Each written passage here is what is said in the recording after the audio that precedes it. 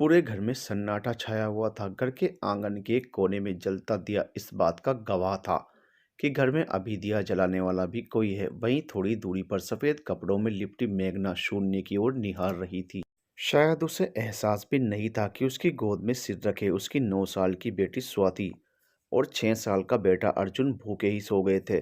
और मेघना भी विकास के बारे में सोचते सोचते कब उसी जगह पर लेटकर सो गई पता ही नहीं चला। आज उसकी शादी की सालगिरह थी, लेकिन शादी वाले सारे रंग उसके तन मन और जीवन से धुल चुके थे। बचा था तो सिर्फ सफेद रंग। 26 साल की मेघना पर उस समय दुखों का पहाड़ टूट पड़ा जब 15 दिन पहले ही विकास एक सड़क दुर्घटना में चल बसा। और सबसे ज्यादा दुख तो इस बात का था कि मेघना के मना करने पर भी विकास उसके लिए शादी की सालगिरह के तोहफे में साड़ी लेने गया था। लौटते वक्त दुर्घटना के समय उसके हाथों में सुर्ख लाल साड़ी थी। विकास अपने पीछे मेघना के ऊपर 2 बच्चों की जिम्मेदारी छोड़कर गया था। बच्चे मेघना का सहारा थे या मेघना बच्चों का सहारा पता नहीं। शायद दोनों ही एक दूसरे का सहारा था। सूरज सिर पर आ चुका था। मेघना के घर का दरवाजा अब भी बंद था। अंदर से बच्चों के बोलने खेलने की भी आवाज नहीं आ रही थी। गोमती को चिंता होने लगी। वो अपने पति उपेंद्र से बोली, आज तो मेघना दीदी बहुत देर तक सो रही हैं और बच्चे भी नहीं बोल रहे। मुझे तो चिंता हो रही है। हाँ गोमती, तेरी बात तो सही है, पर हो सकता है रात देर से सोए हो। थोड़ी देर और इंतजार कर ले, फिर चाय और खाना लेकर चली जाना। हाँ वो तो हम सब कर लेंगे, पर मेघना दीदी को देखकर बड़ा दुख होता है। कल उसकी शादी की सालगिरह थी। बेचारी का सारा दिन रो रो कर कटा। बच्चों ने भी ठीक से कुछ नहीं खाया और शाम को जब खाना लेकर गए तो बोली, रख दो गोमती, अभी खा लेंगे। पता नहीं खाया भी होगा कि नहीं। मेघना का बंद दरवाजा देख गोमती की बेचैनी बढ़ती जा रही थी। उससे थोड़ी देर का भी इंतजार नहीं हुआ। उसने जाकर मेघना का दरवाजा खटखटाया। स्वाति ने दरवाजा खोला और आंखें मलते हुए कहा, आओ चाची, अंदर आओ। गोमती अंदर गई तो देखा नन्हा अर्जुन अभी भी सो रहा था और मेघना उठकर बैठी हुई थी। वहीं एक तरफ मेज पर खाना वैसे का वैसा ही पड़ा हुआ था। गोमती थोड़ा गुस्सा दिखाते हुए आंखों में आंसू भरकर बोली, क्या दीदी, शाम को भी खाना नहीं खाया? अरे अपने बारे में नहीं तो इन बच्चों के बारे में तो सोचो। अब तो इनकी माँ भी तुम ही हो और पिता भी तुम ही हो। तो अगर तुम ही इस तरह दुखी रहोगी तो इनको कौन देखेगा? अगर तुमने पति खोया है तो इन बच्चों के सिर से भी पिता का साया उठ गया है। अब तुम्हें ही संभालना है सब कुछ। नहीं गोमती, मेरे अकेले के बस का अब कुछ भी नहीं। मुझे विकास के बिना कुछ भी ना तो दिखाई देता है और ना ही कुछ समझ आता है। मेघना रोने लगी। दीदी समझदारी से काम लो, हम सब तुम्हारे साथ हैं, तुम्हें कभी कोई तकलीफ नहीं होने देंगे। स्वाति बिटिया, ये खाना बाहर गाय के आगे डाल दो और सब लोग नहा लो, हम अभी ताज़ा खाना बना कर लाते हैं। रहने दो गोमती, परेशान मत हो, हम कुछ बना लेंगे। 15 दिनों से पूरा गांव हमारे लिए परेशान है और तुम तो छोटी छोटी सी बात का ख्याल रखती हो। पर अब तुम भी अपने बच्चों पर ध्यान दो। मेघना आंसू पोंछते हुए बोली, कैसी बातें करती हो दीदी, ये बच्चे मेरे भी हैं, तुम मेरी बड़ी बहन की तरह हो। और कभी भी किसी चीज की जरूरत हो तो निसंकोच उपेंद्र से कह देना। विकास भैया और उपेंद्र बचपन के दोस्त थे, एक साथ खेले पढ़े बड़े हुए। विकास भैया के जाने के बाद हम भी अकेले हो गए दीदी। अपनी बात कहते कहते गोमती की आंखें भर आई और आवाज भर्रा गई। थोड़ी देर बाद गोमती की छोटी बेटी प्रीति चाय लेकर आ गई और तोतली आवाज में बोली, बलीमा ताय पी लो, मम्मी ते तहा है। प्रीति की बात सुनकर मेघना को हंसी आ गई। उसने प्रीति को अपनी गोद में बैठाकर खूब प्यार किया और आज पूरे 15 दिनों के बाद मेघना के चेहरे पर हंसी आई थी। मेघना को हंसता देख स्वाति भी हंसती और दूर बैठा अर्जुन प्रीति को अपनी माँ की गोद में बैठा देख प्रीति को घूरे जा रहा था। बलीमा, अर्जुन आंखें दिखा रहा है। प्रीति ने अर्जुन की शिकायत मेघना से कर दी। अरे अर्जुन, आ जाओ, तुम भी आ जाओ। मेघना ने हंसकर कहा, बस दीदी ऐसे ही हंसती रहा करो। जो नसीब में लिखा था हो गया, अब आगे की सुध लो। आओ खाना खाओ। और स्वाति, तुम भी अब स्कूल जाया करो। अर्जुन, कल जल्दी जागना, तुम्हें भी स्कूल जाना है। जी चाची जी, कल से मैं भी स्कूल जाऊंगा। दीपाली को बोलना जब वो स्कूल जाए मुझे भी आवाज दे दे, स्वाति ने जवाब दिया। स्वाति और अर्जुन अगले ही दिन से स्कूल जाने लगे। मेघना सब कुछ सामान्य करने की कोशिश कर रही थी। अब वो बच्चों के साथ खुश रहने की कोशिश करती। ज्यादा कुछ तो पता ही नहीं था। कक्षा 5 ही पास थी। खेती बाड़ी हिसाब किताब सब तो विकास ही देखता था। मेघना का तो सिर्फ खाना बनाने और खाने से ही मतलब था। घर के सारे काम निपटाकर सिलाई कढ़ाई में लगी रहती थी। उसने बच्चों को ही जीने का सहारा बना लिया और विकास के दर्द को दिल के किसी कोने में दफन कर दिया। ये बच्चे भी तो विकास के ही हैं। अब इन्हें पढ़ा लिखा कर नेक आदमी बनाना है। अब उसने सिलाई कढ़ाई का काम फिर से शुरू कर दिया। खेती बाड़ी उसके बस की नहीं थी, इसलिए उसने खेती की सारी जिम्मेदारी उपेंद्र को दे दी। उपेंद्र मेघना की खेती संभालने लगा और खाने पीने के अलावा जितना भी बचता उसे बेचकर आधा आधा कर लेता। सब कुछ ठीक हो गया था, तभी अचानक एक दिन अर्जुन बहुत बुरी तरह बीमार पड़ गया। डॉक्टर को दिखाया तो उसने लंबा चौड़ा खर्च बता दिया। प्रीति के पास इलाज के पैसे नहीं थे। उसने उपेंद्र से उधार लेकर अर्जुन का इलाज करवाया। हमारे समाज में एक सबसे बड़ी परेशानी ये है कि सुख हो या दुख कोई भी किसी की मदद बिना स्वार्थ के नहीं करता। और हुआ भी वही। मेघना की इतनी अच्छी खेती देख उपेंद्र की नीयत में भी खोट आ गया। अब उसकी नजर मेघना की जमीन पर टिक गई। मेघना को उपेंद्र की नीयत का बिल्कुल भी अंदाजा नहीं था। वो तो उपेंद्र को अपने छोटे भाई की तरह ही मानती थी और उपेंद्र के बच्चों को अपने बच्चों की तरह ही प्यार करती थी। उपेंद्र ने भी एक दिन अपनी मंशा पूरी कर ही ली और मेघना की 2 बीघा जमीन अपने नाम कर ली। और मेघना तो क्या, गोमती को भी इस बात की खबर नहीं होने दी। विकास को गए 10 साल हो चुके थे और मेघना को अपने साथ हुए धोखे की आज तक कोई खबर नहीं थी। बच्चे बड़े हो चुके थे। स्वाति 12वीं पास करने के बाद पढ़ाई छोड़कर सिलाई कढ़ाई में मेघना का हाथ बटा रही थी और दीपाली की पढ़ाई अभी भी जारी थी। मेघना को स्वाति की शादी की चिंता सताने लगी थी। अरे गोमती, अगर तेरी नज़र में स्वाति के लायक कोई लड़का हो तो ज़रूर बताना। कैसी बात करती हो दीदी, स्वाति और दीपाली हमारे लिए अलग तो नहीं है। स्वाति दीपाली से 3 महीने बड़ी है, इसलिए हम पहले अपनी स्वाति के हाथ पीले करेंगे, फिर दीपाली के। अब सब तुम्हें और उपेंद्र भैया को ही करना है। मेघना ने लंबी सांस भरकर कहा। एक दिन मेघना दोपहर में सिलाई में लगी हुई थी। शादियों का मौसम करीब था, कपड़ों का ढेर लगा हुआ था सिलने के लिए। स्वाति भी माँ के पास ही बैठी थी। तभी गोमती उसके पास भागते हुए आई और बोली, दीदी, अरे दीदी सुनो, ये खुशखबरी लाई हूँ। तुम भी सुनोगी तो बहुत खुश हो जाओगी। अच्छा फिर तो जल्दी बताओ। स्वाति बिटिया, रसोई में जाओ और थोड़ा सा पानी ले आओ। गोमती खुश है तो बात भी बड़ी ही होगी। स्वाति जल्दी से खड़ी हुई और रसोई में चली गई। अब बताओ क्या बात है, मेघना बोली। दीदी, आज ना रामकिशोर भैया आए थे गांव से अपनी स्वाति के लिए रिश्ता लेकर। लड़का सरकारी नौकर है। परिवार में सिर्फ माँ और बहन है। पिताजी का देहांत 5-6 साल पहले ही हो चुका था और ज़्यादा दहेज की मांग नहीं है। रामकिशोर भैया ने लड़के से और उसकी माँ से बात की थी। वो कल स्वाति को देखने आ रहे हैं। सच गोमती, तूने तो दिल खुश कर दिया। ले मेरे हाथों से गुड़ खा। अरे स्वाति, क्या कर रही है? चल साफ सफाई में जुट जा। हटा ये कपड़े, सब तह लगाकर अलमारी में डाल दे, बाद में सिल जाएंगे अभी ये। और ये अर्जुन अभी तक स्कूल से नहीं आया। स्वाति भी बिना देरी किए घर की सफाई में जुट गई। अंदर ही अंदर वो खुश हो रही थी। सोच रही थी आज ये दीपाली कहाँ रह गई। दीपाली तो उसकी बचपन की सहेली थी और जवानी के सपने भी दोनों ने साथ मिलकर ही देखे थे। और आज स्वाति को वो सपने सच होते दिखाई दे रहे थे। थोड़ी देर बाद अर्जुन भी स्कूल से आ गया। कहाँ लगा दी इतनी देर? मेघना बोली। मम्मी, ये प्रीति के चक्कर में मुझे हमेशा देर हो जाती है। उसकी हिंदी की किताब लेने दुकान तक गया था, खुद जाती नहीं, बस मुझे काम बताती रहती है, जैसे मैं उसका नौकर हूँ। अरे तू उसका काम नहीं करेगा तो कौन करेगा? पहले दीपाली ये काम कर देती थी, अब वो बड़े स्कूल में जाती है, इसलिए तुझे ही ये काम करना होगा। शाम हो गई, दीपाली नहीं आई। अब स्वाति से नहीं रहा गया। उसने मेघना से कहा, मम्मी मैं दीपाली के पास जा रही हूँ। मेघना ने धीरे से मुस्कुराकर हाँ में गर्दन हिला दी। अरे दीपाली, तू आज घर क्यों नहीं आई? स्वाति ने झूठा गुस्सा दिखाते हुए कहा। बस मन नहीं किया, दीपाली बोली। अच्छा, थोड़े दिन की बात है, फिर बैठी रहना अपना मन लिए, इसीलिए तो नहीं आई। जब तू चले जाएगी तो मैं कितनी अकेली हो जाऊंगी। अरे अकेली कहाँ, अपनी शादी होते ही वहीं तेरे लिए भी कोई राजकुमार ढूंढ लूंगी, फिर दोनों साथ हो जाएंगे। तू सच कह रही है ना? दीपाली मासूमियत से बोली। बिल्कुल सच। अच्छा सुनो, कल जल्दी आ जाना, मैं अकेले उनके सामने नहीं जाऊंगी। ठीक है, मैं आ जाऊंगी। सुबह से मम्मी ने पहले ही कह दिया था। अगले दिन दिए समय पर लड़के वाले आ पहुंचे। लड़के का नाम महेश था और देखने में बहुत ही सभ्य और सुंदर। मेघना ने लड़के को देखते ही मन ठान लिया कि कुछ भी हो, ये रिश्ता हाथ से नहीं जाने देगी। स्वाति और महेश की जोड़ी कितनी अच्छी लगेगी, यही सोचकर मेघना फूली नहीं समा रही थी और पूरी आवभगत में लगी हुई थी। उपेंद्र और गोमती भी उसकी मदद कर रहे थे। थोड़ी देर बाद स्वाति चाय लेकर आई गई। सादगी में लिपटी स्वाति बहुत ही सुंदर लग रही थी। साथ में दीपाली भी थी। स्वाति से कुछ देर बात करने के बाद महेश के परिवार ने शादी के लिए हामी भर दी। सभी लोग बहुत खुश थे और स्वाति भी मन के भाव छुपाने की नाकाम कोशिश कर रही थी। उसकी बातें सुन धीरे से मुस्कुरा देती। उपेंद्र भैया, अब आगे आपको ही देखना है। सब स्वाति के पिताजी के जाने के बाद आपने स्वाति के चाचा होने की अपनी जिम्मेदारी बखूबी निभाई है। हाँ भाभी, आप निश्चिंत रहो, हम सब देख लेंगे। भैया, कल जाकर आप आगे की बात करो, घर की परिस्थिति और हमारी हैसियत आपसे छिपी तो नहीं है। ठीक है, हम कल ही चले जाते हैं, उपेंद्र बोला। अरे दीदी, तुम तो अब शादी की तैयारी करो, गोमती ने स्वाति की ओर देखते हुए कहा। गोमती की बात सुनते ही दीपाली ने स्वाति के हाथ में धीरे से चिकोटी काट ली।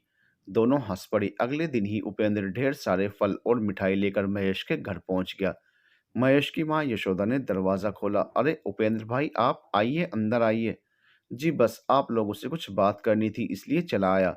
इतना सब लाने की क्या जरूरत थी? महेश की माँ ने फल मिठाई देखकर कहा। तब तक महेश और उसकी बहन भी कमरे में आ गए। जी ये तो रिवाज है, लड़की वाले को निभाने ही पड़ते हैं। यशोदा ने मुस्कुराते हुए अपनी बेटी महिमा को फल और मिठाई अंदर ले जाने का इशारा किया। महिमा सारा सामान लेकर अंदर चली गई। और कब तक शादी का इरादा है? उपेंद्र खीसे निपोड़ते हुए बोला। अरे अभी तो लड़की पसंद की है, अभी तो बहुत कुछ तय करना बाकी है। यशोदा ने जवाब दिया। जी आप जितना बोले मैं देने को तैयार हूं, पर मेरी एक शर्त है। उपेंद्र धीरे से बोला। शर्त? कैसी शर्त? महेश ने सवाल किया। देखो बेटा, तुम तो जानते ही हो कि स्वाति मेरी नहीं बल्कि मेरे दोस्त की बेटी है, और उनके हालात ऐसे नहीं है कि आपकी मांग पूरी कर सके। मैं भी कितनी मदद करूंगा, मेरी भी दो बेटियां हैं। किंतु आप अगर चाहें तो आपकी हर मांग पूरी करते हुए मैं अपनी बेटी दीपाली की शादी आपके बेटे के साथ करने को तैयार हूँ। आप कैसी बातें कर रहे हैं? हमने स्वाति के लिए हाँ की है, आपकी बेटी बीच में कहाँ से आ गई? जी बीच में कहाँ, वो तो उस दिन भी स्वाति के साथ ही थी। आपने शायद गौर से नहीं देखा, स्वाति के साथ जो लड़की थी वो मेरी बेटी दीपाली ही थी। यशोदा ने महेश की ओर देखा और फिर मुस्कुराते हुए बोली। ठीक है उपेंद्र जी, आप जाइए, हम एक दो दिन में आपको अपना फैसला सुना देंगे। उपेंद्र खुशी खुशी वहां से चला आया। कपटी उपेंद्र जानता था कि क्या फैसला होने वाला है। मेघना को बड़ी बेचैनी हो रही थी। उपेंद्र भैया सुबह के गए हुए थे पर अभी तक नहीं लौटे थे। उससे रहा नहीं गया, वो गोमती के घर पहुंच गई और गोमती से बोली। गोमती, मुझे तो बहुत डर लग रहा है। अरे दीदी, इसमें डरने वाली क्या बात है? उन लोगों ने हमारी स्वाति को पसंद कर लिया है, और रही दहेज की बात, तो अब दीदी हम भी किसी से कम नहीं है। हम सब मिलकर स्वाति की शादी करेंगे। दीदी तुम परेशान मत हो। गोमती ने मेघना को विश्वास दिलाया। तभी थका हारा उपेंद्र घर पहुंच गया। क्या उपेंद्र भैया, क्या बोले वो लोग? इतनी देर क्यों लग गई? भाभी धीरज रखो, मैं वहां उन लोगों से सब कुछ पूछने गया था। वो बोले इतनी जल्दी क्या है, आप जाइए, हम आपको अपना फैसला बता देंगे। अभी हमें सोचने के लिए समय चाहिए। पर भैया, कल तो उन्होंने स्वाति को पसंद कर लिया था, और हम पैसा देने को भी तैयार हैं, फिर क्या दिक्कत है? भाभी, अब ये तो वो ही जाने, पर आप चिंता मत करो, मैं इस शादी के लिए पूरी जी जान लगा दूंगा। बेईमान उपेंद्र बोला। मेघना मायूस हो गई और अपने घर आ गई। 2 दिन बाद। अरे गोमती, उपेंद्र भैया आओ ना। अरे स्वाति, सिलाई छोड़कर जल्दी से चाय बना। मेघना बोली। अरे नहीं बिटिया, चाय रहने दो, दीदी हमें कुछ बात करनी है। गोमती बोली। हाँ बोलो, लड़के वालों की कोई खबर आई क्या? मेघना ने उपेंद्र की ओर देखते हुए पूछा। हाँ दीदी, खबर तो वहीं से आई है, पर क्या? मेघना घबरा गई। दरअसल भाभी, बात यह है कि उन लोगों ने घर जाकर अपना निर्णय बदल दिया। महेश को स्वाति नहीं बल्कि दीपाली पसंद है। वो लोग दीपाली को अपने घर की बहू बनाना चाहते हैं। उपेंद्र उदासी का नकाब ओढ़कर बोला। स्वाति वहीं खड़ी सब सुन रही थी। स्वाति को देख मेघना की आंखों में आंसू आ गए। फिर खुद को संभालते हुए बोली। अरे गोमती, इसमें उदास होने वाली क्या बात है? ये शादी ब्याह तो भाग्य की बात है। अगर उन्हें दीपाली पसंद है तो हम दीपाली की महेश से शादी कर देंगे। अच्छा लड़का है, ऐसे ही हाथ से ना जाने देंगे। मेघना की बात सुनकर स्वाति अंदर चली गई और रसोई से पानी ले आई। चाची जी, दीपाली की शादी की तैयारी करो, हमें खुशी होगी कि दीपाली अच्छे घर में जा रही है। हाँ उपेंद्र, दोनों ही की शादी की उम्र है। अगर उन्हें दीपाली पसंद है तो हमें भी कोई आपत्ति नहीं होनी चाहिए। दीपाली की शादी निपटने दो, हम स्वाति के लिए कोई दूसरा लड़का देखेंगे। खुशी की बात है, लो मुंह मीठा कर लो। उपेंद्र और गोमती मुंह में मिठाई रखकर मुस्कुरा दिए। उपेंद्र को मेघना के इस रूप की तो आशा ही नहीं थी। उसे तो लगा था मेघना खूब हंगामा करेगी, दीपाली की शादी महेश से नहीं होने देगी। पर यहाँ तो उल्टा ही हो गया। जब दीपाली ने ये बात सुनी तो बोली। नहीं मम्मी, मैं उस घर में शादी नहीं करूंगी। महेश को अगर मैं पसंद थी तो उस दिन उसी समय क्यों नहीं बोला? स्वाति को हाँ क्यों बोला? अरे बिटिया, घर जाकर जब विचार विमर्श किया तो तुम्हें स्वाति से 20 पाया। तुम देखने में भी उससे ज्यादा सुंदर हो और पढ़ी लिखी भी ज्यादा हो, बस इसीलिए उन लोगों ने अपना निर्णय बदल दिया। उपेंद्र ने दीपाली को समझाते हुए कहा। पर मम्मी, मैं स्वाति से क्या बोलूंगी? दीपाली ने गोमती से कहा। बिटिया, सब किस्मत के खेल हैं, जिसकी डोर जिसके साथ बंधी है बस भंवर भी उसी के साथ पड़ती है। पर मम्मी अब इस बारे में ज़्यादा मत सोचो, अच्छा लड़का है, तुम्हें बहुत पसंद करता है, बहुत खुश रखेगा। दीपाली वहाँ से चली गई। 1 महीने बाद दीपाली और महेश की शादी हो गई। उपेंद्र ने मुँह माँगा दहेज और खूब लेन-देन किया। महेश और उसके घरवाले उपेंद्र की आवभगत से बहुत खुश थे। लेकिन इस शादी में स्वाति शामिल नहीं हुई और मेघना भी मन का दुःख छिपाए मुस्कुराती रही। उसे इस बात का दुःख नहीं था कि दीपाली की शादी महेश से हो गई। उसे तो दुःख इस बात से था कि स्वाति पल-पल खुद को अपमानित महसूस कर रही थी और शायद इसीलिए वो इस शादी में शामिल नहीं थी। समय बहुत जल्दी बीत रहा था। शादी के बाद दीपाली कई बार मायके आई, किंतु अब दीपाली और स्वाति की दोस्ती में वो बात नहीं थी। दीपाली ससुराल की कोई बात कहना चाहती भी तो स्वाति बात बदल देती और स्वाति अब अपने मन की बात दीपाली से नहीं कहती। दिलों में दूरियां आ चुकी थी। स्वाति की बेरुखी देख दीपाली ने मायके आना लगभग बंद ही कर दिया। अब मेघना और गोमती के रिश्ते में भी वो बात नहीं थी। जरूरत की बात हो जाती, बस घंटों होने वाली बातें अब मिनटों में खत्म हो जाती। उपेंद्र भी मेघना को देख नजरें नीची कर लेता। आखिर सब किया धरा तो उसी का था। चोर की दाढ़ी में तिनका वाली स्थिति थी। इस घटना को 4 साल हो चुके थे। फिर एक दिन, मम्मी मैं बाहर पढ़ने जाना चाहता हूँ, अर्जुन मेघना से बोला। वो तो ठीक है, पर बेटा बाहर पढ़ने के लिए बहुत पैसा चाहिए और अभी स्वाति की भी शादी करनी है। मम्मी ये कौन सी बात हुई, दीदी की शादी नहीं होगी तो क्या घर के दूसरे काम नहीं होंगे? मुझे बाहर पढ़ना है बस। अर्जुन, घर की हालत तुमसे छिपी नहीं है। सिलाई कढ़ाई में कुछ नहीं होता, अगर खेती ना हो तो भूखे मर जाएंगे। तो फिर एक काम करो मम्मी, 1 बीघा जमीन बेच दो पर मुझे पढ़ा दो। अच्छी पढ़ाई करके नौकरी भी अच्छी लगेगी, तब सारी परेशानी दूर हो जाएगी। दीदी की शादी भी अच्छी होगी, पर बेटा तब तक तो स्वाति की उम्र बहुत हो जाएगी। अगर कोई अच्छा लड़का और परिवार मिल गया तो स्वाति की शादी के लिए ज़मीन बेचनी ही पड़ेगी, बस वही एक जरिया बचा है। तो फिर मुझे पढ़ाया क्यों था जब अच्छी शिक्षा दिलाने की तुम्हारी हैसियत नहीं थी? अर्जुन मेघना के ऊपर चिल्ला दिया। अर्जुन की बातें सुन मेघना की आंखें भर आई। वो कुछ नहीं बोली, किंतु स्वाति दरवाजे पर खड़ी उनकी सारी बातें सुन रही थी। वो गुस्से से बोली, अर्जुन, अपनी मम्मी से कोई ऐसे बात करता है? मम्मी से पढ़ाई के लिए जितना पैसा लगे दे दो, मेरी शादी की चिंता मत करो, मैं अपने ही घर में हूँ। पर बिटिया, अर्जुन की ये जिद गलत है। बगल वाले गांव में भी तो बड़ा स्कूल है, सब वहीं पढ़ते हैं, ये भी वहीं पढ़ेगा। नहीं मम्मी, पढ़ाई छोड़कर खेती कर लूंगा पर वहां नहीं पढ़ूंगा। अर्जुन ने अपना फैसला सुना दिया। अर्जुन, चिंता मत कर, तू जहां बोलेगा हम तुझे पढ़ाएंगे। स्वाति ने अर्जुन के सिर पर हाथ फेरते हुए कहा। अर्जुन खुश हो गया, किंतु मेघना अपने आंसू पोंछते हुए अंदर वाले कमरे में चली गई। और अगले दिन सुबह सुबह मेघना उपेंद्र के घर पहुंच गई। मेघना को यूं अचानक सुबह सुबह आया देख गोमती और उपेंद्र सकपका गए। अरे दीदी, आओ आओ, इतनी सुबह कोई दिक्कत है क्या? नहीं, बस उपेंद्र भैया से मिलना था। हाँ भाभी, बोलो क्या बात है? उपेंद्र बोला। उपेंद्र भैया, अर्जुन बाहर पढ़ने जाना चाहता है, ज्यादा पैसों की जरूरत है, सोच रहे हैं अपनी 1 बीघा जमीन बेच देते हैं और जो 1 बीघा जमीन बचेगी वो स्वाति की शादी में काम आएगी। पर दीदी, उसके बाद खाओगी क्या? गोमती बोली। अरे मुझे अकेली जान के लिए सिलाई कढ़ाई ही बहुत है, बस बच्चे खुश रहें। अच्छा है ना, अर्जुन पढ़ लिख कर नौकरी करेगा तो घर के हालात बदलेंगे। तब तो मुझे सिलाई कढ़ाई का काम भी नहीं करना पड़ेगा, बुढ़ापा आराम से कट जाएगा। मेघना लंबी सांस भरकर बोली। अरे भाभी रुको, तुम किस जमीन की बात कर रही हो? वो जमीन तो तुम कब की मेरे नाम कर चुकी हो। उपेंद्र खिसियाकर बोला। उपेंद्र भैया, कैसी बात कर रहे हो? मेघना घबरा गई। अरे तुम्हें याद नहीं क्या? रुको, मैं अभी जमीन के पेपर लाता हूँ। उपेंद्र अंदर चला गया और मेघना फटी आंखों से उपेंद्र को देखती रह गई। गोमती भी असमंजस में थी कि ऐसा कब हुआ। थोड़ी देर में उपेंद्र तुड़े मुड़े कागज अंदर से निकाल कर लाया और मेघना के आगे पटक दिए। बेचारी अनपढ़ मेघना काफी देर तक उन कागजों को उलट पुलट कर देखती रही। उसकी कुछ भी समझ नहीं आ रहा था। पढ़ी लिखी तो थी नहीं, पर अपना नाम लिखना तो जानती थी और ये साइन उसी के थे। पर उपेंद्र भैया, ये साइन तो मैंने तब किए थे जब आपने सालों पहले जमीन के नाम पर सरकार से लोन लिया था। हाँ भाभी, ये साइन तभी के हैं। पर उपेंद्र भैया, जमीन अपने नाम करने के लिए तुम इतना बड़ा षड्यंत्र रचोगे, हमने सपने में भी नहीं सोचा था। हमने तो तुम्हारे ऊपर आंखें बंद करके यकीन किया और तुम इतने बड़े बेईमान निकले।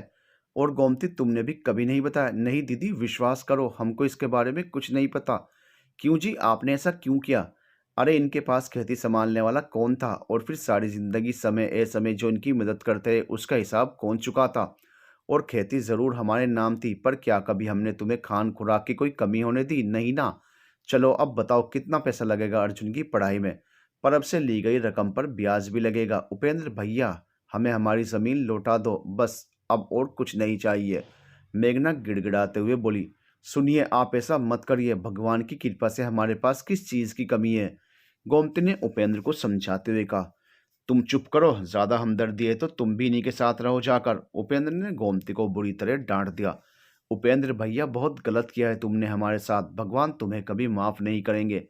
तुमने जो विश्वासघात हमारे साथ किया है, इसका खामियाजा तुम्हें इसी धरती पर भुगतना पड़ेगा। कभी सुखी नहीं रहोगे। मुझ दुखियारी की आह तुम्हें जला देगी। बेबस मेघना ने रोते हुए कहा, दीदी ऐसा मत बोलो। गोमती हाथ जोड़कर बोली, गोमती, आज से मेरा तुम्हारा भी रिश्ता खत्म। मेरे घर के दरवाजे तुम्हारे लिए हमेशा के लिए बंद हो गए। कभी मुझसे या मेरे बच्चों से बात करने की भी कोशिश मत करना। दीदी, इनके बुरे कर्मों की सजा मुझे मत दो, मैं तुम्हारे बिना नहीं रह पाऊंगी। पर मेघना ने गोमती की एक नहीं सुनी और रोते हुए अपने घर आ गई। मेघना को यूं रोता देख स्वाति घबरा गई। मम्मी, कुछ तो बताओ, ऐसा क्या हुआ जो तुम्हें उपेंद्र चाचा के घर से रोते हुए आना पड़ा? कुछ तो बोलो। बिटिया, वो उपेंद्र तो बहुत बड़ा धोखेबाज निकला। उसने धोखे से हमारी सारी जमीन हड़प ली। मेघना ने रो रो कर सारी कहानी स्वाति को सुना दी। स्वाति भी हैरान थी। मम्मी, उपेंद्र चाचा इतने बड़े फरेबी निकलेंगे, कभी सपने में भी नहीं सोचा था। पर मम्मी, अपने आप को संभालो, अगर अर्जुन को ये बात पता चलेगी तो वो खून खराबे पर उतर जाएगा। मम्मी, जरा सी गलती उसका जीवन बर्बाद कर सकती है। और मम्मी, अब तो हम कहीं के नहीं रहे। क्या खाएंगे, कैसे जीवन बसर करेंगे? बेटिया, हम तो जीते जी मर गए, अब अर्जुन की पढ़ाई का क्या होगा? मम्मी सुनो, हमारी बात गौर से सुनो। अर्जुन की पढ़ाई हम नहीं रुकने देंगे। हम किसी से अर्जुन की पढ़ाई का पैसा उधार ले लेंगे और दूसरे के खेतों में मजदूरी करके ब्याज का पैसा भरते रहेंगे। पर अर्जुन को बड़ा आदमी जरूर बनाएंगे। उसके बाद मेघना ने कई लोगों से पैसा मांगा, किंतु अर्जुन को कानो कान खबर नहीं होने दी और सभी ने पैसा देने से इनकार कर दिया। सबने मेघना को उसकी जमीन गिरवी रखने को कहा और जब उसने उपेंद्र की असलियत लोगों को बताई तो वो मेघना को ही बेवकूफ बताकर नसीहतें देने लगे। हर कोई कहता, उपेंद्र की शिकायत पुलिस में कर दो, मुकदमा कर दो, पर इसके लिए भी तो एक मोटी रकम चाहिए थी। और मेघना तो अब खाली हाथ थी। मजबूरी एक बार फिर उसे उपेंद्र की चौखट पर ले आई और उपेंद्र ने भी बिना किसी लाग लपेट के अर्जुन की पढ़ाई में लगने वाली रकम देने के लिए हाँ कर दी और उस पर लगने वाला ब्याज भी बता दिया। सारी बातों से अनजान अर्जुन ने शहर के बड़े कॉलेज में दाखिला ले लिया और अपनी पढ़ाई में व्यस्त हो गया। उसका एक ही सपना था, पढ़ लिख कर बड़ा आदमी बनना। स्वाति ने घर में सिलाई का काम और बढ़ा दिया और मेघना ने खेतों में काम करना शुरू कर दिया। लेकिन अर्जुन की पढ़ाई में कोई अड़चन नहीं आने दी और अर्जुन की पढ़ाई में मेघना भूल गई कि स्वाति की शादी की उम्र निकली जा रही थी। 5 साल बीत गए। अभी कल ही तो अर्जुन की प्रतियोगिता परीक्षा का परिणाम आया था। अर्जुन जल विभाग में बहुत बड़ा अधिकारी बन गया था। मेघना खुशी के मारे फूली नहीं समा रही थी। उसके पैर जमीन पर नहीं पड़ रहे थे। आज वो मजदूरी के लिए खेतों पर भी नहीं गई थी। सुबह सुबह मंदिर जाकर प्रसाद भी चढ़ाई। खुशी के मारे मंदिर में खूब घंटे बजाए, भगवान का खूब शुक्रिया अदा किया। घर के बाहर से जो भी निकलता उसके मुंह में अपने हाथों से लड्डू खिलाती। स्वाति भी बार बार अर्जुन को शाबाशी दे रही थी। आज उसे गर्व था अपने भाई पर। सालों की मेहनत के बाद आज खुशियों ने घर के दरवाजे पर दस्तक दी थी। कुछ दिनों में ही घर के हालात बदल गए और 1 साल के अंदर ही मेघना का नया घर भी बनकर तैयार हो गया। अर्जुन अपनी मम्मी और दीदी की सुख सुविधाओं का पूरा ख्याल रखता, लेकिन उसे एक बात हमेशा अखरती कि उपेंद्र चाचा और गोमती चाची अब उसके घर नहीं आते और मम्मी भी अब उन लोगों से बात नहीं करती। कई बार प्रीति से भी पूछने की कोशिश की, पर वो भी इन बातों से अनजान थी। प्रीति गांव के बगल वाले बड़े स्कूल में पढ़ रही थी। दोनों घरों में बात बंद होने के कारण अर्जुन जब भी गांव छुट्टी पर आता तो प्रीति से मिलने उसके स्कूल चला जाता और फिर बातों ही बातों में दोनों आने वाले भविष्य के लिए जाने कितने सपने देख डालते। बचपन की दोस्ती जवानी में पैर रखते ही कब प्यार में बदल गई पता ही नहीं चला।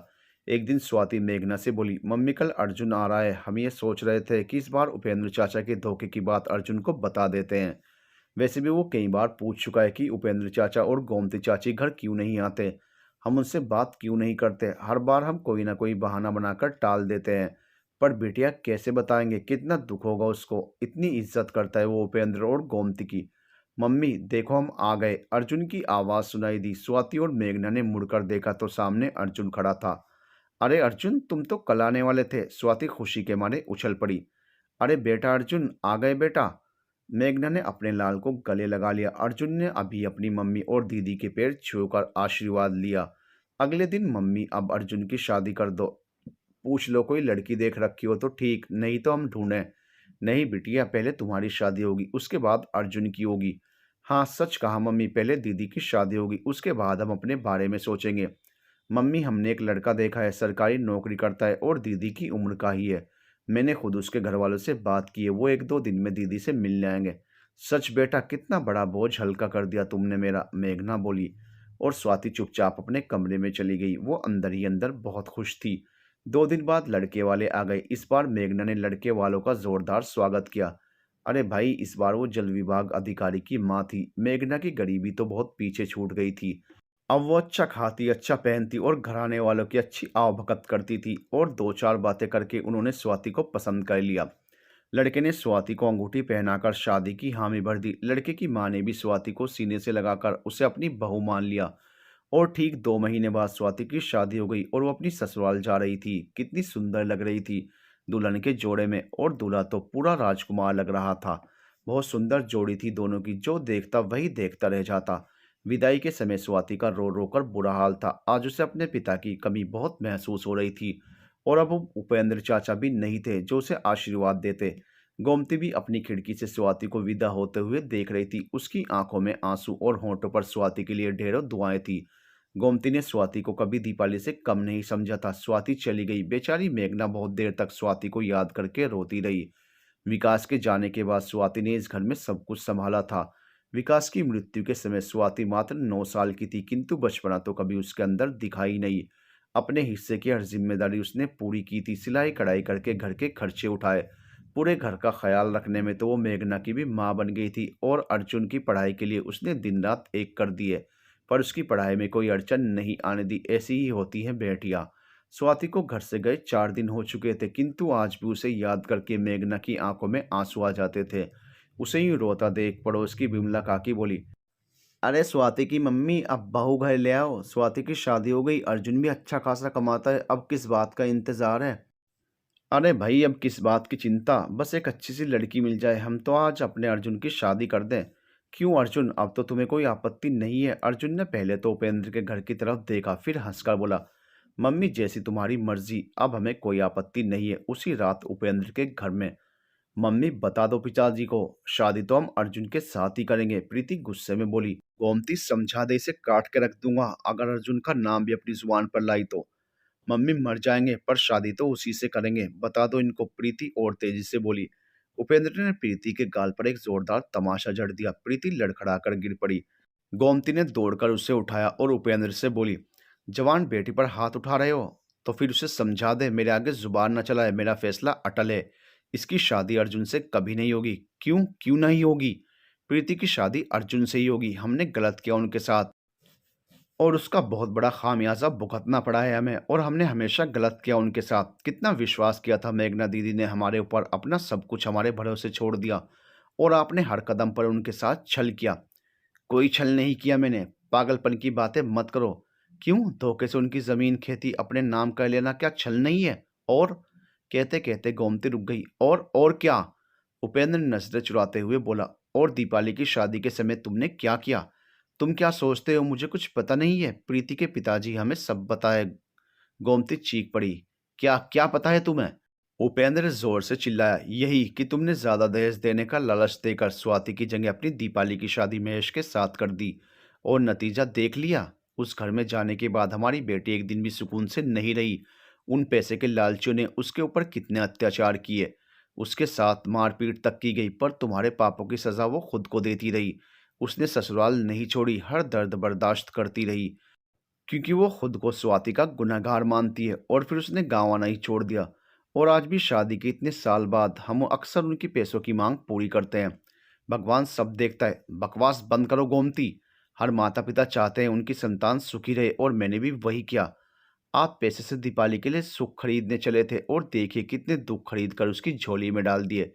उपेंद्र के पास कोई जवाब नहीं था। वो अपने कमरे में गया और थोड़ी देर बाद बाहर आ गया। शायद कहीं जाने को तैयार हुआ था। गोमती ने पूछा, अब कहाँ जा रहे हो? उपेंद्र ने कुछ देर तक सोचा, फिर प्रीति की ओर देखते हुए बोला, अर्जुन के घर जा रहा हूँ प्रीति का रिश्ता लेकर। तुम चाहो तो चल सकती हो, पर इतनी रात, वो भी खाली हाथ। गोमती बोली, हाँ, जा रहा हूँ, वो भी अभी, कहकर उपेंद्र चला गया और जाकर मेघना के घर का दरवाज़ा खटखटाया। अर्जुन ने घड़ी पर नज़र डाली तो 9 बज रहे थे। अरे मम्मी, इतनी रात को कौन है? देखो तो ज़रा। मेघना सोने की तैयारी कर रही थी। उसने घड़ी पर नज़र डाली और दरवाज़ा खोला तो सामने उपेंद्र खड़ा था। मेघना उपेंद्र को देखकर अंदर चली गई। कौन है माँ? अर्जुन ने पूछा। उपेंद्र। मेघना नफरत से भर गई। अरे उपेंद्र चाचा आए हैं। अर्जुन खुशी से उछल पड़ा, फिर दरवाजे की ओर भागा। उपेंद्र से बोला, आइए चाचा आइए। उपेंद्र अंदर आ गया और बोला, भाभी मैं तुमसे ही मिलने आया हूँ। मेघना ने कोई जवाब नहीं दिया। उपेंद्र आगे बोला, भाभी मैं प्रीति का रिश्ता अर्जुन के लिए लेकर आया हूँ। मैं चाहता हूँ कि प्रीति की शादी अर्जुन के साथ हो जाए। उपेंद्र, तुमने ये सोच भी कैसे लिया? ऐसा नहीं हो सकता। मेघना शेरनी की तरह गुर्राई। भाभी, प्रीति और अर्जुन एक दूसरे से प्यार करते हैं। उपेंद्र ने अर्जुन को देखते हुए कहा। अर्जुन ने उपेंद्र की बात सुनते ही आंखें झुका ली। मेघना ने अर्जुन की ओर देखा। वो अर्जुन के पास गई और बिना सोचे समझे अर्जुन के गाल पर तमाचा जड़ दिया। अर्जुन को इसकी बिल्कुल उम्मीद नहीं थी। वो अपना गाल सहलाने लगा। ये शादी कभी नहीं होगी, सुना तुमने? ये शादी कभी नहीं होगी। और उपेंद्र, इतनी उम्र हो चुकी तुम्हारी, पर तुम्हें इतना नहीं पता कि इतनी रात किसी के घर नहीं जाते? उपेंद्र तो चाहता ही यही था। वो दिखावे के आंसू लुढ़काते हुए अपने घर आ गया और नमक मिर्च लगाकर सारी बात गोमती को बता दी। तुम उनकी ज़मीन वापस क्यों नहीं कर देते? दीदी के मन में बस वही गुस्सा है। तुम ज़मीन वापस करोगे तो वो खुश हो जाएंगी और प्रीति को अपनी बहू स्वीकार कर लेंगी। प्रीति की मम्मी दिल से नहीं दिमाग से काम लो। अगर इसके बाद भी वो शादी के लिए राजी ना हुई तो मैं दोनों ओर से मारा जाऊंगा, समझी? अब देखना, अर्जुन अगर सच में हमारी प्रीति से प्यार करता होगा तो भाभी नाक रगड़ते हुए दरवाजे पर आएंगी। आप अपनी आदतों से बाज नहीं आओगे। हद होती है दुष्टता की। गोमती बोली। प्रीति की माँ, तुम अपनी हद में रहो। मम्मी, प्रीति में क्या कमी है बस इतना बता दो। तुम तो शुरू से ही प्रीति को कितना पसंद करती हो। अर्जुन मेघना से बोला। बचपन की बात और थी अर्जुन, एक बार कह दिया ना तुम्हारी शादी प्रीति से नहीं हो सकती। मेघना बोली, पर मम्मी मैं तो शादी प्रीति से ही करूंगा, नहीं तो पूरी जिंदगी कुंवारा ही रहूंगा। अर्जुन ने जिद पकड़ ली। उस रात अर्जुन ने खाना भी नहीं खाया। थोड़ी देर बाद अर्जुन सो गया। अभी उसकी छुट्टी भी खत्म हो रही थी। 2 दिन बाद वो जाने वाला था। मेघना की आंखों में दूर दूर तक नींद नहीं थी। उसकी आंखों से आंसू की धारा बह रही थी। आज तो स्वाति भी नहीं उसके पास जिससे अपना दुख कह पाती। और सच पूछो तो स्वाति के अलावा कोई था भी नहीं जो उसका दर्द समझ पाता। विकास के जाने के बाद उसने सबसे ज्यादा विश्वास उपेंद्र और गोमती पर ही किया था, और उसे बदले में क्या मिला? सिर्फ धोखा। उपेंद्र ने विश्वासघात किया था हमारे साथ। अब अर्जुन को कैसे समझाएं ये बात? कैसे बताएं कि उनके पास तो अब जमीन का एक टुकड़ा भी नहीं है? उसे कैसे बताऊं कि कितनी मुसीबतें उठाकर उसे पढ़ाया, दूसरे के खेतों में मजदूरी करके फीस भरी। स्वाति ने भी अपने भाई की पढ़ाई के लिए रात दिन सिलाई कढ़ाई की, तब कहीं जाकर आज सुख का दिन आया है। ऐसे में कैसे उस घर की बेटी को अपने घर की बहू बना लूं जिसने हमें धोखे के अलावा कुछ नहीं दिया? जानबूझकर तो कोई भी सांप के बिल में हाथ नहीं डालता। प्रीति उपेंद्र की बेटी है, थोड़ा बहुत तो अपने पिता का असर हो गई। नहीं, ये शादी तो नहीं होगी। सब बातें सोचते मेघना कब सो गई पता ही नहीं चला। अगली सुबह अर्जुन ने मेघना से बात नहीं की, बस अपने घर के दरवाजे की सीढ़ी पर प्रीति के घर की तरफ मुंह करके बैठ गया। जब मेघना की नजर अर्जुन पर पड़ी तो उसे अर्जुन की हरकत पर हंसी आ गई। इतना बड़ा हो गया पर अभी भी बचपना नहीं गया। मेघना को प्रीति और अर्जुन की बचपन की बातें याद आने लगी। कैसे दोनों लड़ते झगड़ते थे। गुस्सा होकर जब प्रीति अपने घर चली जाती और फिर खेलने नहीं आती तो अर्जुन ऐसे ही सीढ़ियों पर बैठकर उसका इंतजार करता था, और प्रीति अपने घर की खिड़की से झांकती थी। क्या आज भी वही दृश्य होगा? सोचकर मेघना ने चुपके से उपेंद्र के घर की ओर झांका तो देखा प्रीति अर्जुन को देखकर रो रही थी। मेघना को प्रीति पर प्यार आ गया। दिल में आया जाकर उसे सीने से लगा ले। वो अर्जुन के पास गई और अर्जुन को इशारा किया कि प्रीति से इशारे से कह दे कि वो अपने आंसू पोंछ ले, मैं शादी के लिए तैयार हूँ। मेघना के लिए बच्चों की खुशी से ज्यादा कुछ भी नहीं था। विकास के जाने के बाद ये बच्चे ही तो उसके जीने का मकसद थे। तो फिर जिंदगी की इस मोड़ पर वो बच्चों को कैसे नाराज कर सकती थी? अर्जुन चल अंदर आ, कुछ खा ले बेटा। मेघना बोली। अर्जुन अंदर आ गया। मम्मी, क्या तुम सच में शादी के लिए तैयार हो? अर्जुन ने मेघना के गले में बाहें डालते हुए कहा। हाँ, प्रीति है ही इतनी प्यारी, बिल्कुल जैसे छोटे में थी, एकदम गुड़िया। चलो अब खाना खा लो और स्वाति को उसकी ससुराल से ले आओ। पहली बार भाई ही लेने जाता है, फिर तो वो आती जाती रहेगी। फिर शाम को सभी लोग प्रीति के घर चलेंगे।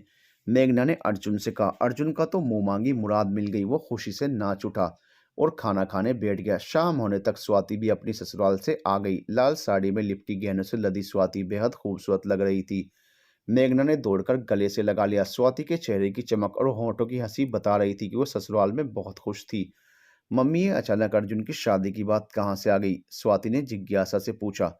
अब कुछ मत पूछो बिटिया, इन 4-6 दिन में ऐसा कुछ हुआ जो कभी सोचा भी नहीं था। और फिर मेघना ने अर्जुन और प्रीति की प्रेम कहानी स्वाति को कह सुनाई। और मम्मी, तुम इस शादी के लिए राजी भी हो गई? स्वाति ने घोर आश्चर्य से पूछा। क्या करती बिटिया, सारी जिंदगी तुम दोनों के लिए खुशियां बटोरने में ही निकल गई। तेरे पिताजी के जाने के बाद जीवन का बस यही मकसद बचा था। आज अगर अर्जुन प्रीति की शादी के लिए मना कर देते तो शायद हमारा मकसद अधूरा रह जाता। बस इसीलिए खुद के स्वाभिमान से समझौता कर लिया। और फिर प्रीति बहुत ही अच्छी लड़की है, बचपन से देखते आ रहे हैं उसे। ठीक है मम्मी, अगर तुम खुश हो तो हमें भी कोई आपत्ति नहीं है। हमारे लिए भी अर्जुन की खुशी सबसे ऊपर है। बेटिया, तुम अपने घर में खुश हो ना? कोई दिक्कत तो नहीं? स्वाति शर्मा गई और बोली, नहीं मम्मी, हमें हमारे घर में कोई परेशानी नहीं। सभी लोग हमें बहुत प्यार करते हैं, हमारा बहुत ख्याल रखते हैं। और जमाई राजा, क्या मम्मी तुम भी ना? हमारी चिंता मत करो, हम अपने घर में बहुत सुखी हैं। अब तो तुम अर्जुन और प्रीति की शादी की चिंता करो। अरे चिंता क्या करनी है, उपेंद्र और गोमती शादी के लिए तैयार हैं। कल तो हम मना कर दिए थे, पर आज सवेरे ही खबर करवा दी थी कि शाम को हम शादी का शगुन लेकर आ रहे हैं। चलो अब तैयारी कर लो, शाम को तुम्हें भी चलना है। ठीक है मम्मी, चलो। शाम हो गई थी। प्रीति का ध्यान बार बार घड़ी पर जा रहा था और आंखें दरवाजे पर जाकर टिक जाती। मम्मी, घड़ी खराब हो गई क्या? प्रीति बोली। नहीं तो, गोमती ने जवाब दिया। प्रीति ने फिर घड़ी पर नजर डाली। समय नहीं कट रहा क्या? आता ही होगा अर्जुन बिटिया। आज ना जाने कितने सालों के बाद मेघना दीदी हमारे घर में कदम रखेंगी। हाँ मम्मी, सालों की दूरियां आज खत्म हो जाएंगी, प्रीति बोली। फिर कुछ सोचते हुए बोली, मम्मी सही सही बताओ, बड़ी माँ क्यों नाराज हो गई थी? बिटिया, बात बहुत बड़ी है, बहुत बड़े दिल वाली हैं दीदी। तुम्हारे पिताजी ने उनके साथ बहुत गलत किया, फिर भी उन्होंने तुम्हें अपना लिया। गोमती बोली। तभी, अरे गोमती, क्या बातें लेकर बैठ गई? ये मेघना की आवाज थी। मेघना ने गोमती को चुप रहने का इशारा किया। अरे आओ दीदी। प्रीति, पानी लेकर आओ। प्रीति ने पहले बड़ी माँ को देखा, फिर अर्जुन की ओर देखकर मुस्कुरा दी और पानी लेने रसोई चली गई। अरे स्वाति बिटिया, कैसी हो? तुम्हारा दूल्हा बहुत ही सुंदर है, मैंने खिड़की से देखा था। स्वाति धीरे से मुस्कुरा दी। थोड़ी देर में उपेंद्र भी आ गया और फिर अर्जुन और प्रीति की सगाई हो गई। पंडित जी ने इसी महीने की 26 तारीख को शादी का मुहूर्त निकाला। पर माँ, इतनी जल्दी? हमने अभी भी एक शादी निपटाई है, अर्जुन बोला। बेटा, हमारी चिंता मत करो, तुम अपनी छुट्टी के बारे में सोचो। ना जाने क्यों मुझे ऐसा लगता है कि प्रीति जल्दी से घर की बहू बनकर हमारे घर आ जाए। प्रीति शर्मा गई। ठीक है मम्मी, जैसी तुम्हारी मर्जी, मुझे छुट्टी मिल जाएगी। अर्जुन अपनी ड्यूटी पर चला गया और 20 दिन बाद एक हफ्ते की छुट्टी लेकर फिर से आ गया। दोनों परिवारों में शादी की तैयारियां बड़ी जोर शोर से शुरू हो गई। स्वाति और दीपाली की ससुराल निमंत्रण भेज दिया गया। स्वाति तो यहाँ पहले से ही उपस्थित थी। उसके पति राजेश भी शादी के 2 दिन पहले ही पहुंच गए। राजेश सारा दिन स्वाति के आगे पीछे डोलता रहता और स्वाति मायके वालों की भी शर्माई शर्माई सी रहती। इधर दीपाली की हालत उसके चेहरे को देखकर ही पता चल रही थी। चेहरे का रंग काला पड़ चुका था, आंखें गड्ढे में घुसी जा रही थी और बात बात पर खिलखिलाकर हंसने वाली दीपाली अब हंसना भूल चुकी थी। उसकी ससुराल से भी कोई नहीं आया था। सबको खोई खोई नजर से देखती, सबकी बातें सुनती, पर कुछ नहीं कहती।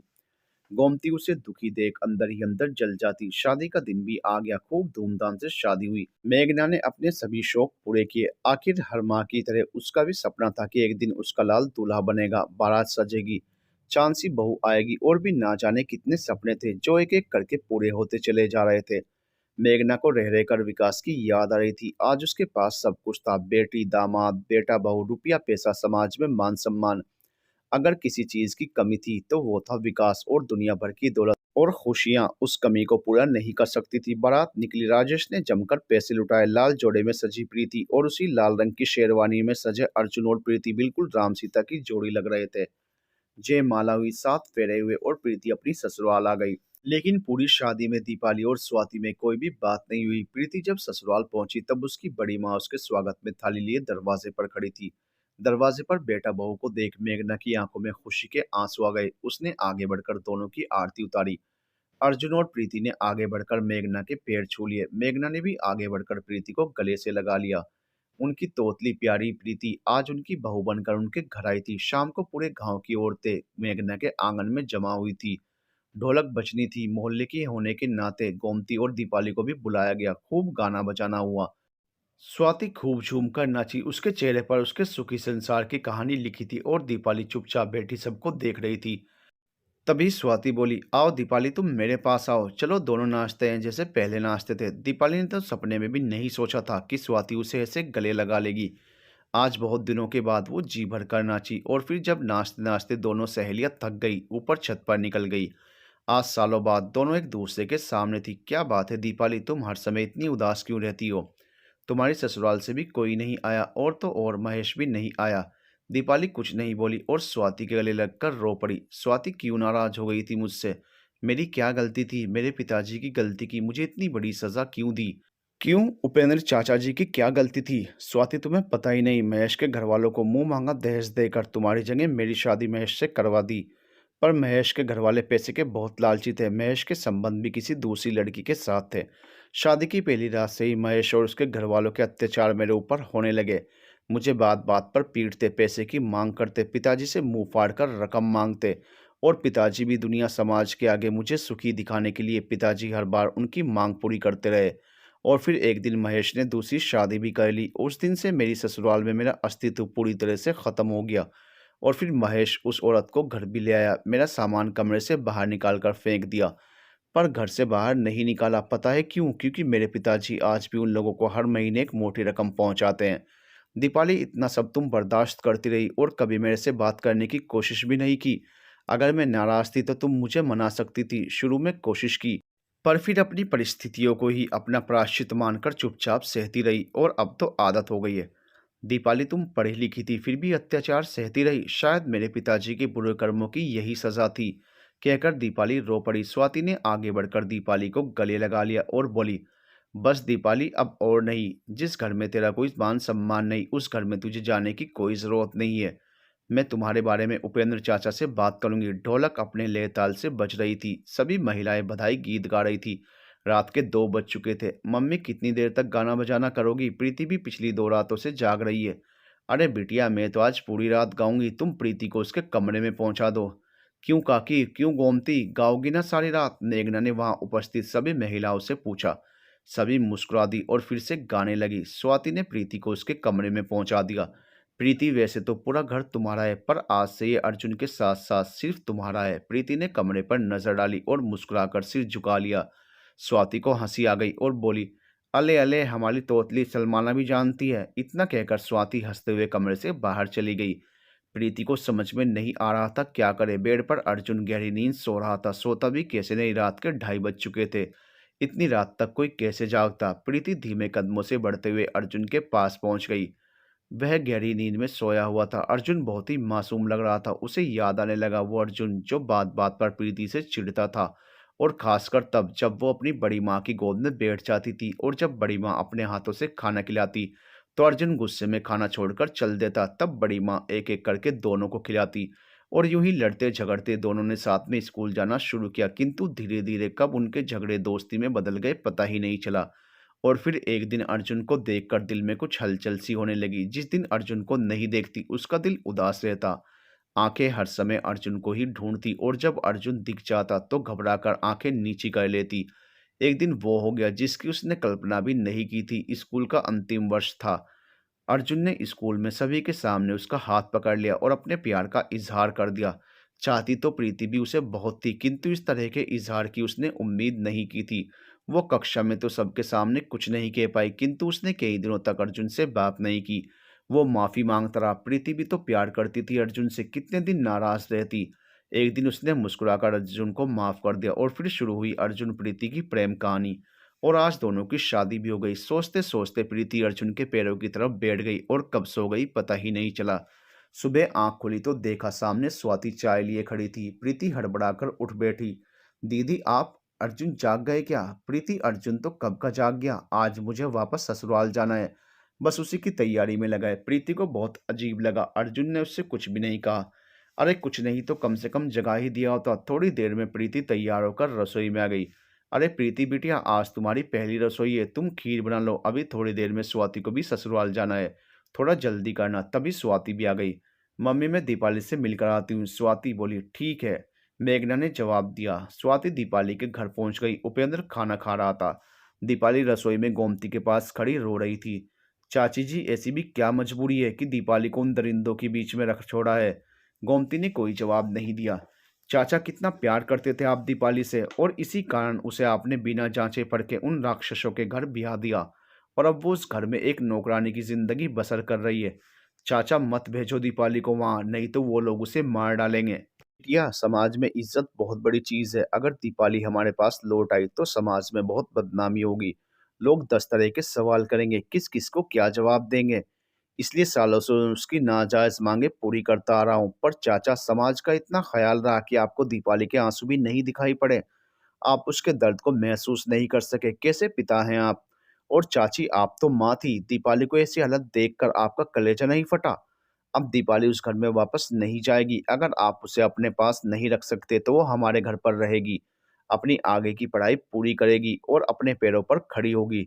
सभी लोग शांत थे। कोई जवाब न पाकर स्वाति ने दीपाली का हाथ पकड़ा और बोली, बहन, आज से ये घर नहीं, वो घर तुम्हारा है। दीपाली स्वाति के साथ चल दी। तभी गोमती ने दीपाली का रास्ता रोक लिया और दीपाली के सामने हाथ जोड़कर खड़ी हो गई और रोते हुए बोली, हमको माफ कर दो बिटिया, ये सारी गलती हमारी ही है। हम आंखें मूंद कर उनकी हर बात में हाँ मिलाते रहे। हम तुम्हारी जिंदगी बर्बाद कर दी है। हमको माफ कर दो बिटिया, और अब तुम वहां कभी नहीं जाओगी। दीपाली गोमती के गले लगकर रो पड़ी। दोपहर होने तक स्वाति राजेश के साथ अपने ससुराल चली गई। प्रीति की आंखें अर्जुन को ही ढूंढ रही थी, और स्वाति के जाने के बाद तो प्रीति की बेचैनी और अधिक बढ़ गई थी। बाहर अंधेरा हो गया था। अर्जुन अभी तक घर पर नहीं था। प्रीति का मन बहुत दुखी हो गया। कल जब वो कमरे में पहुंची, अर्जुन सो चुका था, और आज सुबह जागने के बाद भी उसने प्रीति से कोई बात नहीं की, और फिर पूरा दिन नजर भी नहीं आया। अगर कहीं जरूरी काम से गया भी था तो बता देता, इसी बहाने बातें तो हो जाती। शादी के पहले कितना बेचैन रहता था मिलने के लिए और बात करने के लिए, और अब जब शादी हो गई है, जनाब को चिंता ही नहीं रही हमारी। हाँ भाई, अब प्रेमी से पति बन चुके हैं, यूं कुछ तो भाव खाएंगे ही। प्रीति इसी कश्मकश में खोई हुई थी कि तभी अर्जुन ने घर में प्रवेश किया। प्रीति का चेहरा खिल गया। वो अर्जुन को देखकर मुस्कुरा दी। पर ये क्या? अर्जुन ने प्रीति को अनदेखा कर दिया और मेघना से बोला, मम्मी जल्दी से खाना दे दो, बहुत भूख लगी है, बहुत थक गया हूँ। अरे प्रीति, अर्जुन की थाली लगा दो। अर्जुन अपने कमरे में चला गया। प्रीति भी खाना लेकर अर्जुन के पास चली गई। खाना? प्रीति धीरे से बोली। रख दो, अर्जुन ने बेरुखी से जवाब दिया। आज कहाँ रहे सारा दिन? प्रीति ने मुस्कुराते हुए पूछा। अर्जुन ने कोई जवाब नहीं दिया। अर्जुन कोई बात क्यों नहीं करते? प्रीति दुखी हो गई। अर्जुन ने बिना कुछ कहे थोड़ा सा खाना खाया और बिना कुछ बोले सोने के लिए लेट गया। प्रीति को रोना आ रहा था। अजीब पहेली बन गया था अर्जुन उसके लिए। थोड़ी देर बाद सोचने के बाद वो अर्जुन के पास जाकर खड़ी हो गई और बोली, अर्जुन, मुझे तुमसे बात करनी है। मुझे नींद आ रही है प्रीति, अर्जुन गुस्से से बोला। अर्जुन, 2 दिन हो गए हमारी शादी को, पर तुमने एक भी बार मुझे ना तो प्यार से देखा और ना ही बात की। अगर मुझसे कोई गलती हुई है तो मुझे बताओ, पर इस तरह से चुप मत रहो। अर्जुन ने दूसरी ओर मुंह फेर लिया। अर्जुन, यूं मुंह मत फेरो, मैं तुम्हारे बिना नहीं रह सकती। प्रीति रोने लगी। तो फिर लौट जाओ अपने पिताजी के घर। मेरे दिल में, मेरे घर में तुम्हारे लिए कोई जगह नहीं है। अर्जुन जोर से चिल्लाया और बेड पर उठकर बैठ गया। अर्जुन! प्रीति अर्जुन को घूरे जा रही थी। हाँ प्रीति, मुझे तुम में कोई दिलचस्पी नहीं है। तुम जब चाहो मेरे घर से जा सकती हो। मेरे दिल में तुम्हारे लिए कोई जगह नहीं है। अर्जुन, कैसी बातें कर रहे हो? हमने बचपन से एक दूसरे से प्यार किया है, एक साथ जीवन बिताने के सपने देखे थे, सुख दुख में एक दूसरे का साथ देने का वादा किया था। फिर ये बेरुखी और नाराजगी क्यों? तुम मेरा विश्वास क्यों तोड़ रहे हो? विश्वास क्या तो है, तुम्हें पता भी है? अरे तुम्हारी रगों में एक धोखेबाज का खून है। अर्जुन, पागल हो गए हो क्या? ये सब क्या कह रहे हो? मेरी समझ में कुछ नहीं आ रहा है। प्रीति, जाकर अपने पिताजी से पूछो, तुम्हें तुम्हारे सारे सवालों के जवाब मिल जाएंगे, और मुझे शांति से सोने दो। अर्जुन, मुझे उनसे नहीं तुमसे जानना है कि तुम किस बात से नाराज हो। कहा ना, जाओ अपने पिताजी से पूछो, और हाँ, अब इस घर में मत आना। इतना कहकर अर्जुन ने प्रीति का हाथ पकड़कर उसे अपने कमरे से धक्का दे दिया। मेघना कमरे के बाहर से उनकी बातें सुन रही थी। उसने दौड़कर प्रीति को गिरने से बचाकर अपनी बाहों में समेट लिया और फिर आगे बढ़कर अर्जुन के गाल पर एक तमाचा जड़ दिया। अर्जुन, क्या यही संस्कार दिए हैं मैंने तुझे? आधी रात को अपनी पत्नी को घर से बाहर निकालते शर्म नहीं आई तुझे? और ये क्या बोले जा रहा है? मम्मी, मुझे सब पता है मैं क्या कर रहा हूँ, और तुम्हें भी पता है कि मैं ऐसा क्यों कर रहा हूँ। क्या पता है? मेघना ने अर्जुन को देखकर कहा। मम्मी, इतनी भोली मत बनो, मुझे सब पता है। उस दिन जब मैं दीदी की शादी की छुट्टी लेकर एक दिन पहले आ गया था, आप और दीदी उपेंद्र चाचा की बातें कर रहे थे। किस धोखे से उन्होंने हमारी जमीन हड़प ली, कैसे उन्होंने ज्यादा दहेज देकर धोखे से दीपाली दीदी की शादी महेश से कर दी, और उनके बुरे कर्मों का भुगतान दीपाली दीदी आज तक कर रही हैं। भगवान की कृपा से स्वाति दीदी तो उन दरिंदों के हाथों बर्बादी से बच गई, पर मम्मी दीपाली दीदी भी तो हमारी दीदी जैसी ही है। मुझसे उनका दुख नहीं देखा जाता। पर इन सब की सजा प्रीति को क्यों? मेघना ने अर्जुन से कहा। मम्मी, इसके पिताजी के कारण आपने कितनी तकलीफें उठाई हैं, हमारी सारी जमीन अपने नाम कर ली और आपने मुझे बताया तक नहीं मेरी पढ़ाई ना रुक जाए, इसलिए आप अपने ही खेतों में मजदूरी करती रही और उपेंद्र चाचा से मेरी पढ़ाई के लिए गए पैसों का ब्याज भरती रही। बस जिस दिन मैंने आपकी बातें सुनी, मैंने उन्हें सबक सिखाने का प्रण लिया। मुझे उपेंद्र चाचा और गोमती चाची के साथ साथ प्रीति से भी नफरत हो गई और उपेंद्र चाचा समाज में अपनी खिल्ली नहीं बर्दाश्त कर सकते, इसलिए उन्होंने दीपाली दीदी को उस नरक से बाहर नहीं निकाला। बस इसीलिए मैंने प्रीति से शादी कर ली। सोचा इसे उपेंद्र चाचा के घर पर छोड़ दूंगा जिंदगी भर के लिए, तब पता चलेगा धोखा क्या होता है। अर्जुन बेटा, तुमसे ऐसी आशा नहीं थी। बेटा, हर धोखे का बदला धोखा नहीं होता। मम्मी, ये बात भी मेरे मन में आई थी, किंतु शादी होने के बाद भी उपेंद्र चाचा के मन में एक बार भी नहीं आया कि वो अपनी गलती स्वीकार करें। अभी मेघना और अर्जुन से बातें हो ही रही थी कि प्रीति ने धड़ाम से दरवाजा खोला और उपेंद्र के घर पहुंच गई। इतनी रात को प्रीति को इस तरह सामने देख सभी लोग घबरा गए। अरे प्रीति, तू इस समय यहाँ? पिताजी, आपने ऐसा क्यों किया? आज आपके लालच ने आपकी दोनों बेटियों की जिंदगी बर्बाद कर दी। मम्मी, आज अर्जुन ने मुझे अपनी पत्नी मानने से इनकार कर दिया। उसने मुझसे शादी पिताजी से बदला लेने के लिए ही की थी।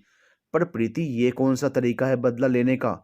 मम्मी, धोखेबाजी का कोई उसूल नहीं होता है। क्या पिताजी के तरीके सही थे? बड़ी माँ ने कितना विश्वास किया था आप लोगों पर, और आप लोगों ने क्या किया? प्रीति की बातें सुनकर उपेंद्र ने अपना सिर पकड़ लिया। आज अपनी दोनों बेटियों की ऐसी हालत देख वो धधकती अग्नि में जल उठा। प्रीति की बातें उसका कलेजा छल निकल रही थी। फिर वो धीरे से उठा और अंदर से मेघना की जमीन के तुड़े मुड़े कागज निकाल लाया और प्रीति को लेकर अर्जुन के घर पहुंच गया। वहां जाकर देखा तो मेघना अर्जुन को समझा रही थी कि वो प्रीति को उपेंद्र के घर से जाकर ले आए। प्रीति और उपेंद्र को देख दोनों अपनी जगह से खड़े हो गए। अरे उपेंद्र भैया, हम आपके ही घर आ रहे थे। मेघना ने अर्जुन की ओर देखते हुए कहा। उपेंद्र बिना सोचे समझे मेघना के कदमों पर गिर पड़ा और बोला, भाभी, और कितना शर्मिंदा करोगी? सारी जिंदगी मैंने तुम्हारे साथ छल किया और तुम सीने पर पत्थर रखकर सब बर्दाश्त करती रही। भाभी, माफ कर दो, बहुत पछतावा है मुझे। मेघना कुछ नहीं बोली। तभी गोमती और दीपाली भी आ गई। उपेंद्र अर्जुन के आगे हाथ जोड़कर गिड़गिड़ाते हुए बोला, बेटा, मुझे माफ कर दो। मुझ में लालच आ गया था। अरे लालच की पट्टी आंखों में कुछ इस तरह बंधी थी कि मुझे खुद ही अपने बच्चों का दुख नहीं दिखाई दिया। मेरे लालच ने मेरी दीपाली के जीवन में आग लगा दी। मेरे कुकर्मों की सजा मेरी बेटी को मत दो। बेटा बहुत प्यार करती है तुमसे, तुम्हारे बिना मर जाएगी। बेटा मुझे माफ कर दो। भाभी, ये रहे तुम्हारी जमीन के कागज, इस पर मेरा कोई अधिकार नहीं। बस मेरी बेटी को अपना लो। इतना कहकर उपेंद्र ने मेघना के कदमों पर जमीन के कागज और अपना सिर रख दिया। मेघना ने उपेंद्र को उठाया और बोली, ये क्या कर रहे हो उपेंद्र भैया? मैंने तो तुम्हें उसी दिन माफ कर दिया था जब प्रीति हमारे घर बहू बनकर आई थी। जब रिश्ता जुड़ गया तो दिलों में बैर कैसा। हमें अब जमीन जाने का अब कोई गम नहीं, क्योंकि बदले में आपने अपनी अनमोल धरोहर हमें दे दी। बेटी से बड़ा कोई धन नहीं। गोमती बोली, धन्य हो दीदी, पता नहीं भगवान ने किस मिट्टी का बनाया है आपको। बहुत अच्छे कर्म किए होंगे हमारी प्रीति ने, तभी उसे आप जैसी बड़ी माँ की छत्र छाया में उसका बचपन बीता और आज वो आपकी बहू बन गई। अर्जुन बेटा, कुछ तो बोलो। चाची जी, मैं भी प्रीति से बहुत प्यार करता हूँ। उसके बिना मैं जीवन की कल्पना भी नहीं कर सकता। जिस दिन मैंने दीदी और मम्मी की बातें सुनी, मुझे बहुत गुस्सा आया। सारी जिंदगी चुपचाप से सारे दर्द सहती रही और हम सबको उस दर्द का एहसास भी नहीं होने दिया। मुझे बहुत दुख हुआ और बहुत गुस्सा आया, किंतु गुस्सा और लड़ाई लड़ना इस समस्या का हल नहीं था। और उस समय अगर मैं आपसे कुछ कहता तो शायद आप हमारी शादी ना होने देते। इसलिए मैं उस समय चुप रहा और फिर जब आप प्रीति का रिश्ता लेकर आए तो मुझे भी मौका मिल गया। प्रीति से शादी मैंने सच्चे दिल से की, किंतु शादी के बाद प्रीति पर गुस्सा मेरी सोची समझी योजना का हिस्सा थी। अर्जुन प्रीति को देख मंद मंद मुस्कुरा रहा था। अच्छा बेटा, अपनी मम्मी को भी नहीं बताया? अब देखो मैं और प्रीति मिलकर तुम्हारे खिलाफ क्या क्या योजना बनाते हैं। मेघना ने अर्जुन के कान खींचते हुए कहा। मेघना की बात सुनकर सभी लोग हंस पड़े। इतने सालों के बाद आज दोनों परिवार एक साथ इतने खुश थे। दोस्तों, पैसे और रिश्तों को महत्व दीजिए, क्योंकि रिश्ते भावनाओं से जुड़े होते हैं। पैसे से हमारी खुशियां खरीद सकते हैं, किंतु जब हमारे ऊपर दुख आता है तो कई बार हमारा पैसा भी काम नहीं आता। उस समय हमारे खून और भावनाओं से जुड़े रिश्ते ही हमें सहारा देते हैं। हम कितने भी धनवान क्यों ना हो, हम ना तो किसी की भावनाएं खरीद सकते हैं और ना ही बेच सकते हैं। इसलिए कोशिश कीजिए कि हमसे हमारे नाराज ना हो और हमें कदम कदम पर एक दूसरे की ज़रूरत महसूस होती रहे। कभी किसी के साथ धोखा मत कीजिए, खासकर उनके साथ जो आप पर आंखें मूंद कर विश्वास करते हों। याद रखिए, हमारे बुरे कर्मों का फल हमें बुरा ही मिलेगा और इसी जीवन में मिलेगा।